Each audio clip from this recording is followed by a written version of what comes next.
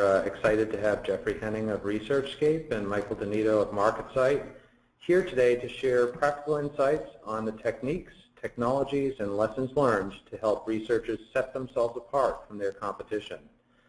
We're going to be recording this session and making both the recording and the slides available for download for those of you who want to view them again later. If you have any questions, just a reminder that everyone is on mute, but please feel free to use the GoToWebinar questions button to ask them, and we'll do our best to make sure everyone's questions get answered at the end of the presentation. So without further delay, I'm going to hand things over to our presenters. Great, thanks for that introduction, Paul, and thanks everyone for attending today. Michael and I have been thinking hard about, what separates successful survey analysis from sort of run-of-the-mill survey analysis, and we came up with 10 keys that we want to share with you today. And so without further ado, the first key that I want to talk about is don't lose sight of the forest for the trees. Focus on the key business decisions to be made. I don't know about you, but when I analyze data, I can get pretty deep into looking at specific questions, comparing them to other questions, and kind of go down a rabbit hole and get lost for what I'm supposed to be doing, what I'm supposed to be communicating, because I find some interesting little tangent to follow. And a lot of times with surveys, someone will have added a question. The questionnaire will be designed by committee, so someone will have added some things that are tangential to the main purpose that you want to report, and maybe you lose focus. So if we think about stepping back and seeing the forest instead of the trees, is the goal of the survey to determine whether to continue a media buy? Is it about concept testing, whether to launch a new product or service, or to iterate, think about it some more, and refine it and come up with another idea to test? Is it a tracking study, trying to see what's changing in the market from your customers or competitors' point of view? Or is it for publicity purposes, where you're doing a survey to generate publicity? So it's important to think about the key points that you're trying to answer, and picture the business people who have to make these decisions from the data. And you want to think about, are they going to continue purchasing these radio ads or TV ads? So you want to make sure that you're focusing on the key questions that are going to help answer those questions. And you can report the other ones and make sure you're spending most of your time on what's going to drive the key questions. The second item is don't mistake quantity for quality. Data dumps are not deliverables. In the old days, in the 80s, when I started doing survey research, we would actually get, from our telephone house, binders. And I did have this huge segmentation study where we got 4 big binders with crosstabs. And we did deliver all those to the clients. But, very few clients want to read those. That's not what they're interested in. They want you to pull out the key information. And it's easy to think that if you deliver them the crosstab, you're delivering them all the information that's there. But you really need to distill it, delete the crosstabs that don't tell an interesting story or that don't relate to the key business decision being made.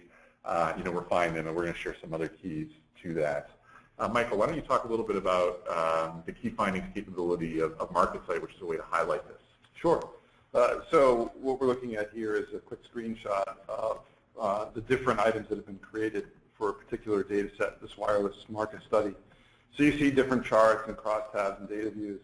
And I think this is a classic example of what an analyst might see and many different ways to look at the data. But when it comes down to what your research sponsor or the person who's interested in the research might see, you look at a key finding, for example. And this is a different view of the MarketSite application, which helps you present and publish your findings to that audience, which is really focused on those business decisions. So the contrast is, here's all the things you could choose from, and this is more highlighting one particular finding. And MarketSite as a platform gives you the ability to serve both of those audiences. Thanks, Michael. Third point kind of builds on these others, which is, focus on a story you want to tell, And don't assume that the questionnaire structure is the best for analysis. Most survey tools, most analytical systems, they spit out the data in the order that it was in the questionnaire. And the questionnaire was designed for the respondents to have the optimal experience.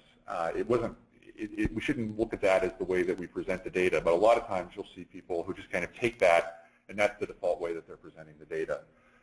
When I teach a class, on questionnaire design, and a common structure that I like to use is the structure you see on the screen, where you start with a screener, which is, let's verify that these are the right people to talk to, and let's screen them out if they're not in the demographic that we're interested in.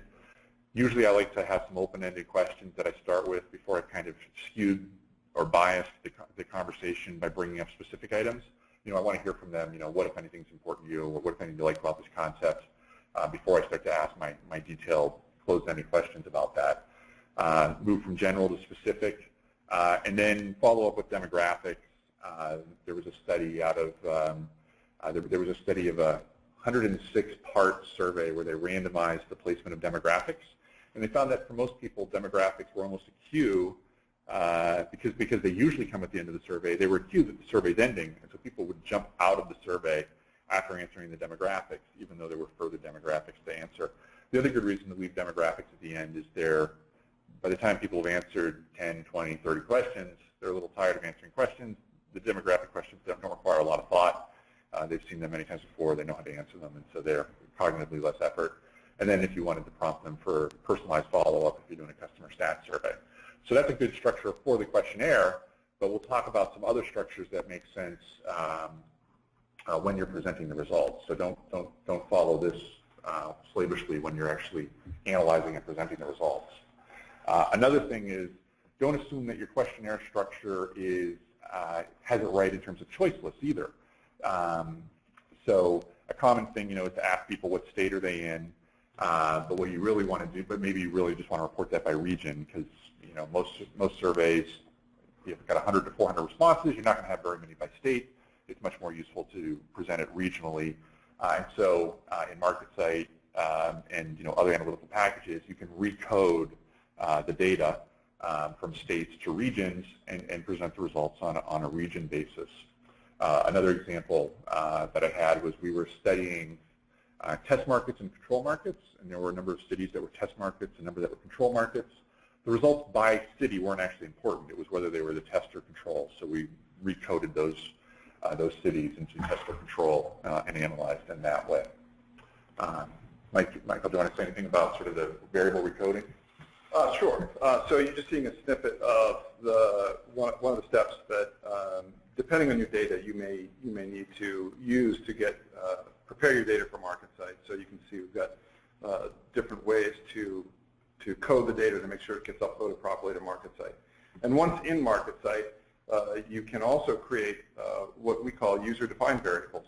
And that's a way to do exactly what Jeffrey's showing here, which is to take what may be more granular data in the form of a state variable, for example, and create regions by combining them on the fly in MarketSite. And you can do that with one variable, or you can do that with multiple variables, perhaps combining their location with an income question or any number of different demographics to create a profile and regroup that data so that it's more meaningful for your analysis. Great. Our fourth point is for great reports, take a tip from great reporters. So the Associated Press has something called the inverted pyramid style of reporting. At one point in my life, I wanted to be a journalist and read a little bit about the history of journalism. And they would start with long asides like this one and not get right to their point. If you read like news coverage from when Mark Twain was a reporter in the 1800s, when newspapers were just coming up. And when the Associated Press started syndicating stories to newspapers around the country, what the editors wanted was the ability to sort of arbitrarily cut off an article at any length to fit a specific spot in the days of physical printed newspapers.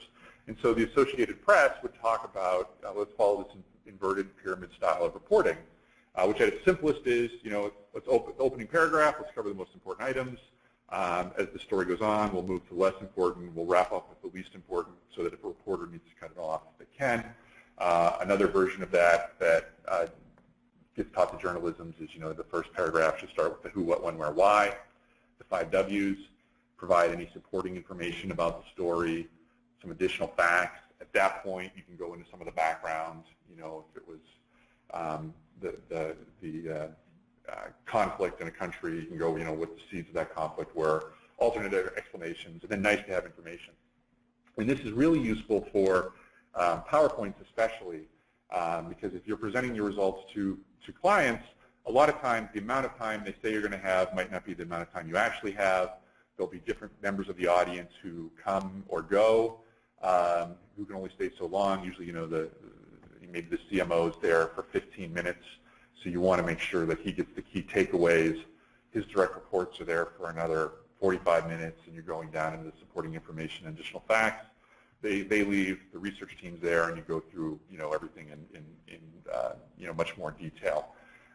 Where this has saved me, I haven't had a chance to present at board level very often in my career, but one of those occasions, we prepared an hour-long presentation.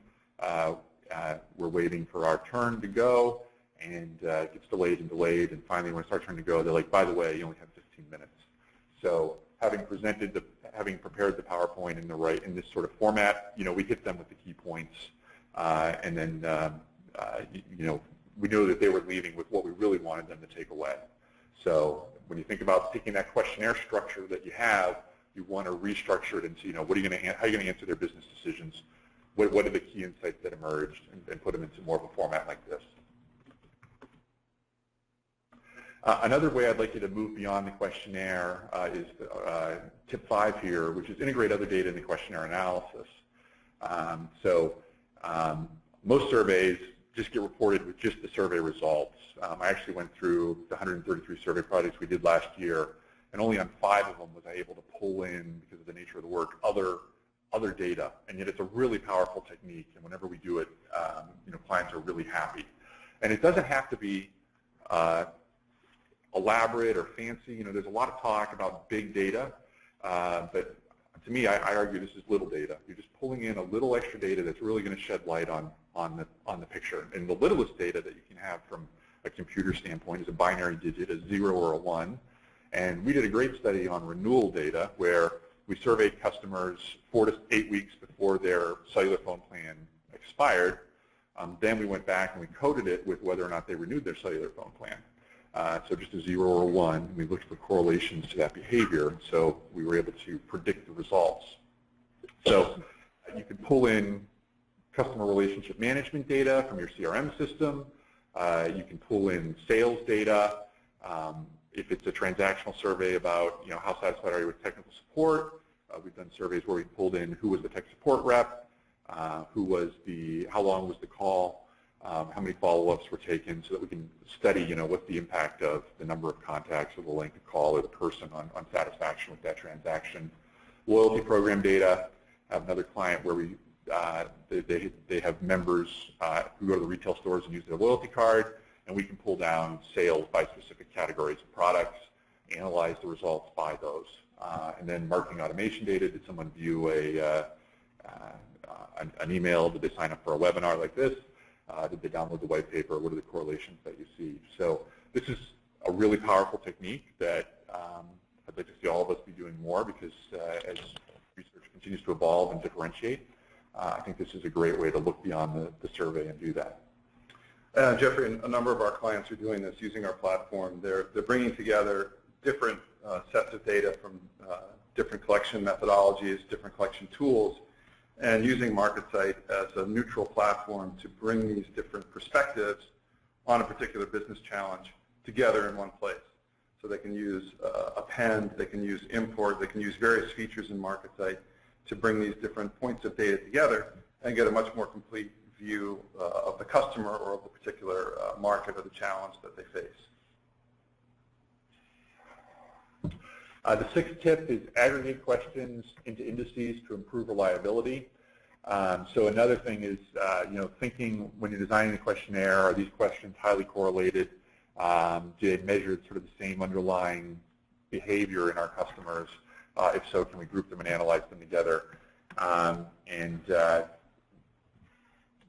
One of the things that I use is I've derived a number of indices from different research firms. So probably the most famous is the American Customer Satisfaction Index, which is called AXI. If you ever see news headlines about Americans are more or less satisfied with products or services, it's the AXI results. And they ask, how satisfied are you? How did the product or service compare to the ideal that you can imagine? How did it meet your expectations? And so I usually ask those on a 5-point scale, average the results, and that becomes my customer satisfaction index. I also use a customer loyalty index from Forrester, which is how likely are you to repurchase, how reluctant are you to switch, and how likely are you to recommend, which a lot of times we'll ask on the 0 to 10 scale of NPS. And then there's a price comparisons question, how did the price compare to the ideal, to quality, and a customer experience question from Temkin Group, how effective was it, how easy to use was it, how enjoyable was it. So those are great indices. Where this is important is if you have surveys with small sample sizes, you get more robust results this way. If you're doing a tracker, this is a great way to do it. But also you actually get better results. So one of the things that we've done is, I mentioned we looked at renewals 4 to 8 weeks after we did the survey, and the customer loyalty question had the highest correlation to loyalty behavior. These are higher correlations than you typically see in a study because the time frame was so short, and these were the direct decision makers. So you can see what each one's effect was on the likelihood that someone renewed. And the NPS question, which we asked in the NPS format, it only had a 0.502 correlation, so much lower than any of the indices. So you really do get more predictive power when you combine questions in this way. So it's another way to think beyond just the questionnaire structure when you're doing analysis. The 7th point is you shouldn't confuse statistical significance with practical significance. You're going to see lots of statistically significant differences when you do a survey. The great thing about these automated tools is they're going to highlight all the differences for you. Thanks, Jeffrey. Yes, MarketSight is really well suited for automating a lot of what could be time-consuming steps in the analysis process. By making statistical significance testing automatic, you can then focus on, as Jeffrey points out, the more practical significance, things that relate to your business. So you see a screenshot here of MarketSight, and here's how we show the significance for this particular variable. We're pointing out the test that was done, we're giving you the p-value, and this really enables you to very quickly zoom in on those areas that do have significance, but then to move on to the question of, is this important for me to look at in terms of my business? And so this is how MarketSight accelerates that process. Here's another screenshot, a little bit different, and here we're showing the cells that have red text are just alerting you to the fact that you've got a small sample size in that particular cell. So again, we're using the technology to do the math, do the heavy lifting, to help you sort of move beyond that part of the analysis, which is the statistical significance, and then start focus on answering the questions you came to answer in the first place. So we had a project where it was related to developing a business strategy for a new product category, and there were a lot of statistical significance. There were a lot of items that were highlighted, but in terms of as we went through them, there weren't a lot where you would see like a 20-point difference. We really distilled them down to sort of a key list of items that would impact the launch of the product based on the industry or the title of the person being done. So but we boiled it down to the most important differences. So, some of these cells you might see a difference, but what really is the ramification of a 40 to a 43% difference? Probably not a lot of real-world ramification, even if the sample size is robust enough to say that's statistically significant. So again, I think another theme that's emerging as we talk through these issues is trying to remember what that point of view is for the business, and go from the data to which of these aren't just statistically significant but are practically significant, are going to make a difference as they implement their business strategy. Related to that is our 8th point, craft a banner that highlights key differences, remove banner items that don't do this. When I do telephone surveys and the telephone survey house sends me back the banners, some telephone houses will go through this extra step, others won't. when I'm doing the analysis, I try to make sure I always go through this extra step. So here we have just sort of a data dump of a crosstab, and as you look through these cells, you'll see some, so it automatically reported the not answered. I would immediately hide those. You'll see some others that are low sample size by some ethnic groups that didn't have a lot of people respond. So even if there's some differences there, I'd hide those. In this one, we're looking at your employment, and I think we had enough people who were retired, but there are really no statistical significant differences by retired. There might be some others that, going back to our last point, yeah, there might be differences here, but it's not really going to be very practical or actionable. So, definitely want to hide the items that, are just going to distract from the core message and simplify this down to highlight the key things that you want your client to focus on. The ninth key for us is come up with a unique way to visualize the results, and that advice is much easier to give than it is to take. What I like to do on a study is think about, again, what were these most important business decisions? What are those things that we want to make sure we're answering right up front in that inverted pyramid style reporting? Can we come up with a unique way to visualize those? And because I'm saying come up with something unique, it's hard to tell you practically what to do. And so what I find is helpful is there are a number of websites where the journalists or the bloggers either highlight cool things that they find or themselves are very creative and do interesting visualizations. So there's 3 sites that I'd like you to think about looking at in terms of inspiring you when it's time for you to create your own sites, your own visualizations. So the first one's from 538.com, which had been partnered with New York Times, mainly covered politics. Last year, they partnered with ESPN instead, and they're applying some of their same analytical techniques to looking at sports and other issues. So here they was an infographic they did on the NFL's last dynasty. So a dot, so a blank area is an area where the team was in existence. A gray area is the team was in existence but didn't have a 10-win season, and a dot is that they had a 10-win season. And you can see that when you analyze it like this, they've highlighted some streaks of 5 or more years. What really popped out is the San Francisco 49ers. They had the longest dynasty of these. So 538.com, they do lots of interesting ways to visualize data. They have a graphic artist on staff. They're not just showing you a bar chart, which is usually my go-to. So I encourage you to check out 538.com. This, I think, is from informationisbeautiful.net. And what I like about this visualization is, I've looked at a globe 100 times, but never really realized how big Africa was in comparison. And so here they've taken the United States, China, they've put them all together just to emphasize, how geographically large Africa is.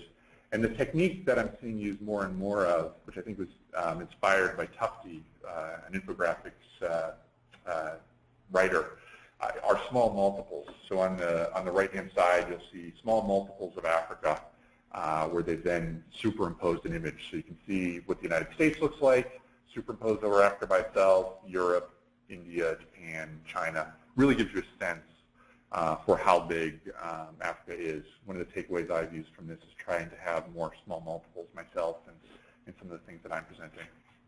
And then flowingdata.com had this meme that you've probably seen different versions of. It's really a crosstab by state presented on the states. So this was, what does your state do well? California's safest for workers. Hawaii is the highest life expectancy. Here in Massachusetts, we have the most college grads. And I've seen this done for beer brands and for largest company. But it's an interesting way to sort of show a state crosstab. So 538.com, informationisbeautiful.net, flowingdata.com are all great sites to look at for inspiration as you try to come up with unique ways to present the data that you're analyzing. And our 10th point is make it interactive. One of the ways to get beyond that data dump of 4 binders with hundreds of pages each is to create a dashboard instead. where people can do the drill downs that are important to them rather than have to have them all done in advance. Michael? And I think that can be a big time-saving technique for the analyst who has to prepare a report showing some of the key findings, as you can see here in this dashboard produced by MarketSite. But it's also a much more flexible and interactive experience for the person who's interacting with that data. Person who may have commissioned the study, maybe it's a product manager or business manager. They can come and interact with each one of these different charts and look at different pieces of data, look at different filters. They can add or remove different values to see how the data is presented differently. And I think that being able to interact with the data makes it a much richer experience and a much more satisfying experience for that person who's engaging with it. Static charts are good in that as an analyst you can present a particular point of view, but there are always follow-up questions. And one of the ways that you can get a lot more leverage from the data, from your team, and provide a higher level of customer satisfaction for your client, whether it's an internal client or an external client, is to provide that capability where they're looking at live data like this, and they have the ability to control it to some degree to make it show what the kinds of things they are looking for. And it gives you that, it just gives you that efficiency where you may not have thought of everything that someone else might think of. So being able to, in a very important way, collaborate with that other person using an online platform like MarketSite with this interactivity is a very important feature for any data analysis platform and presentation platform that you're looking at. Yeah, I have a dashboard for one of my clients who has retail stores, and basically we've distilled it down to 4 pages, each looking like this with 2 or 3 or 4 graphics, and then they can do the filter. So they can filter it by, it's in Canada, so they can filter it by province, they can filter it by customer segment, they can filter it by product category, and so if you think about how many pieces of paper that would have been, how many pages that would have been, it's just a much more interactive way for them to do it. They can combine those in ways, so if they want to look at a province by a persona, for instance. And so it really gives them the ability to explore the data and kind of make it their own. So I think the other thing is, maybe because it's so engaging, it helps them identify with the data a little more. So I definitely think it's a powerful way to deliver. So here's our 10 points, 10 keys to successful survey analysis. And I think one of the themes that you've heard emerge as I've talked about this is, don't parrot your questionnaire. Can you move beyond the questionnaire in terms of its choices, aggregating questions together, indexes, recoding the choices, rearranging it, pulling in data from other sources beside the questionnaire that you're tying in perhaps with a customer ID. Those are all ways where you're analyzing the survey, but you're not letting the questionnaire govern your analysis plan. You're getting beyond it to really answer the business questions that are the reasons the survey was done in the first place. So one theme that we had talked about, but didn't quite emerge through this was the importance of collaboration. So a lot of these items, if you think about them by yourself, you're looking at them by yourself, you might be missing things. And so having another point of view that comes in and says, oh, here you really followed the questionnaire, where what if you think about it this way? So giving you that different perspective, that different point of view to help you stretch beyond sort of how you started your analysis, especially when you get to coming up with a unique way to visualize the results. If you can cross-pollinate that analysis team, or maybe you've done the basic analysis, you have sort of your key findings, now you're working with your marketing team or your key or a graphics designer to identify creative ways to visualize the results. Another thing we see a lot, particularly in the last few years, is the size of research teams can be quite large, and where people are sitting, so the distribution of those teams can be throughout the world, and the collaboration element is really important. And using techniques and technology platforms that enable you to connect in that virtual space online are really helpful, where you can have an asynchronous interaction. So maybe on one day, you'll create a set of crosstabs and charts and maybe build a dashboard out of those, some of those elements. Then you can have your colleagues around the world looking at it and adding their perspective to it, maybe creating a variation of it. And so being able to apply the types of concepts that Jeffrey's been talking about can be made much easier through use of technology, and it can include a larger team. And not just that, if you're a research firm, not just that within your firm, but also including your clients in that process. It can help you find that practical significance because they're part of the business, those clients. It can help you focus on those things that are most important and help you eliminate some of the noise from the story. And I think that sort of collaboration is really, really important and something that MarketSite and other tools can really help you to do.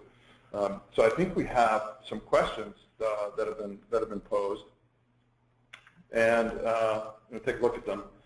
One of them is a technical, sort of technical question about MarketSite. I think it refers to one of the earlier screenshots. And the question is there a way to set was it acceptable or unacceptable sample size? And I think that's referring to that red highlighted text. And yes, you can configure that to whatever number you want. I think we had set at 20, but you can set it at any number you want. That's a pretty technical MarketSite question. Another question here is, what was the name of the site where NFL's last dynasty slide? What was that? Yeah, that's 538.com, written out by hand, so the letters 538.com.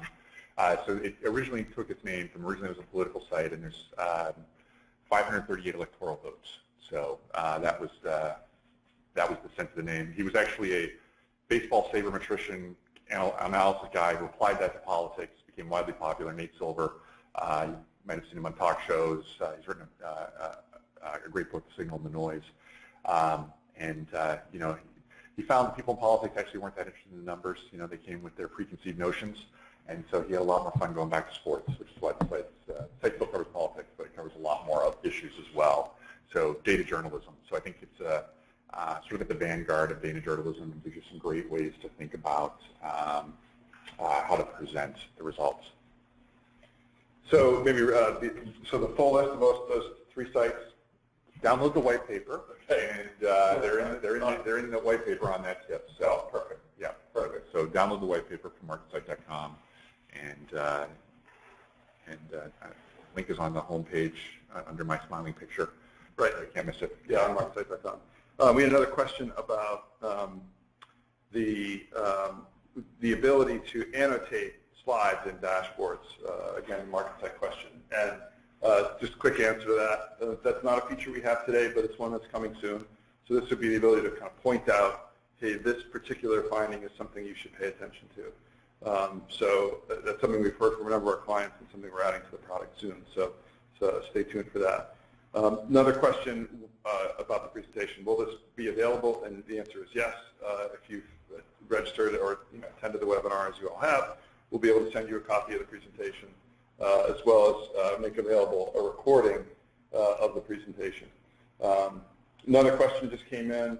How easy is it to import data sets, export tables, charts, et cetera, from the MarketSite tool you've shared? That's actually very easy. So we support any data set that you would possibly run into in a market research setting. So SPSS, so .SCV data sets, SSS, SAS, Excel, of course, and we also integrate with a variety of different platforms, including Qualtrics, Confirmit, Kinesis, SurveyMonkey, and many others. So it's very easy to get a data set into MarketSite, and you can also, of course, export it to a variety of formats. And the question about importing, it's also very efficient. Once you've uploaded a data set and you've created crosstabs or charts, you can reuse those items. So instead of starting from scratch every time, you have the ability to kind of reuse and import those items you've already created. So it makes it very easy to recreate work you've already done, as well as appending data to an existing data set, so that you can keep a tracking study going and preserve all that work. You know, another area where MarketSite really excels is in exporting your charts and your dashboards and your crosstabs. Very tight integration with Microsoft Office. So when you export items, they're native to those applications. So a PowerPoint chart is in fact a real native PowerPoint chart, complete with the data. So you know, one of the things we believe is that you're going to use a variety of tools to work with your research data, not just something like MarketSite. So we make it really easy to get data in, and really easy to get your data and your work products out, because we know there's a whole workflow that you're engaged in, and we want to make it very easy to do that online. And just to go back to your point about survey tools, one of the reasons I think so few people add other data into the questionnaire is because most survey tools, once they fielded the questionnaire, they won't let you import information or add it or analyze it there, which is where having a third-party statistical tool where you pull it in, then you append the data from your CRM system, your marketing automation system, or whatever, so that you're analyzing it. That's something so that even if you didn't think about it at the start of the survey, as long as you have some identifying information, whether it's an email address or an ID, you can pull that in afterwards as new information becomes available, or you realize it's something that you'd like to do with the data set. Okay, I think we have a few more technical questions that people have posed about the MarketSite application. I think I'm going to defer those, and we know who asked them. We can follow up with you individually, and we will, to get those questions answered. But unless there are any other questions in general or other thoughts, Jeffrey? George asked us if we want to go for a pint. Yeah. So we're on the East Coast of Massachusetts, so probably a little early for us. But, it's almost lunchtime. Yeah. But one of the problems that I typically have as an analyst is you spend all this time analyzing the data, and then to go and present just the key findings. In some ways, you feel like, wow, I'm leaving all this other stuff behind. But you have to kind of concentrate on the tip of the iceberg that's most important to those clients. And then, like I said, data dumps are bad deliverables, but when you can give them an interactive dashboard, you can say, okay, if you want to drill down, if you have those questions that come up a week, a month, 6 months after the study, you can go and drill, and we've made the data available to you in a way that you can answer some of those other questions that come up. Gee, now you're thinking of targeting an industry that originally you weren't, so you weren't paying that much attention to it, but we asked for it, so now you can do a crosstab on it and look at it. So it's sort of the best of both worlds. The dashboard lets you bring all that data that you invested time and energy in analyzing while still concentrating on what's most important. That's great. Well, I think that's going to do it for us here. Really appreciate everyone's time today joining us. I want to thank Jeffrey in particular for collaborating with us on this webinar. I think there's a lot of good helpful information that he's pulled together. Thank you all. I hope that this has been of interest, and if you're interested in taking the next steps, please check us out at marketsite.com, and we'll be happy to show you how to take some of these ideas and put them into practice. So I hope everybody has a great day, and thank you very much. Bye. Thank you. Bye-bye.